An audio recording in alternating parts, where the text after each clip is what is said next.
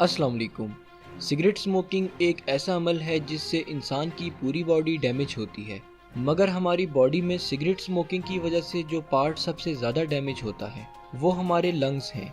हमारे लंग्स में millions of air sacs मौजूद होते हैं जिन्हें एल्वियोलाई कहा जाता है।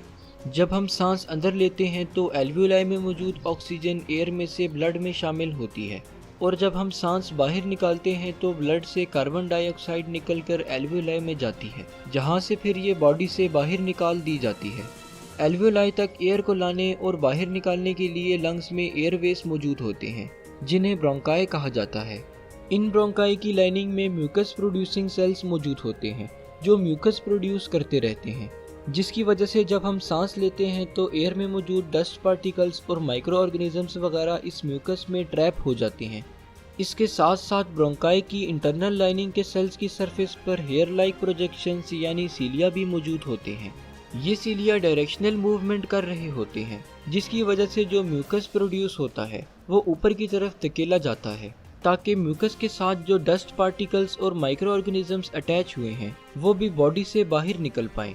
जब ये म्यूकस हमारे ट्रैकिया के करीब पहुंचता है तो हम खांसी के जरिए इस म्यूकस को लंग्स से बाहर निकाल देते हैं, मगर जब हम स्मोकिंग करते हैं तो 700 से ज़्यादा हार्मफुल केमिकल्स हम अपने लंग्स में भेज रहे होते हैं।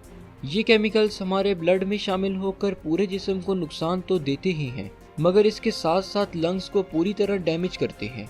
स्मोकिंग की वजह से जो साइड इफ़ेक्ट्स आते हैं वो स्लोली आते हैं, जैसे कि जब हम सिगरेट पीते हैं तो सिगरेट में मौजूद टार, जो कि एक harmful brown to black colour का सब्सटेंस है, वो हमारे लंग्स में इंटर हो रहा होता है और ये सब्सटेंस स्टिकी नेचर का होता है, जिससे ये हमारे एल्वियोलाई और ब्रोंकाई में अटैच होकर इन्फ्लेमेशन कॉज करता है, जिसके नतीजे में हमारे एल्वियोलाई में इम्यून सेल्स इकट्ठा होना शुरू हो जाते हैं और ये इम्यून सेल्स इन्फ्लेमेटरी रिस्पांस के नतीजे में एल्वियोलाई की वॉल्स को भी डैमेज करना शुरू कर देते हैं, जिसकी वजह से एल्वियोलाई अपनी इलास्टिसिटी खो देती है। इस कंडीशन को एम्फेसीमा कहा जाता है।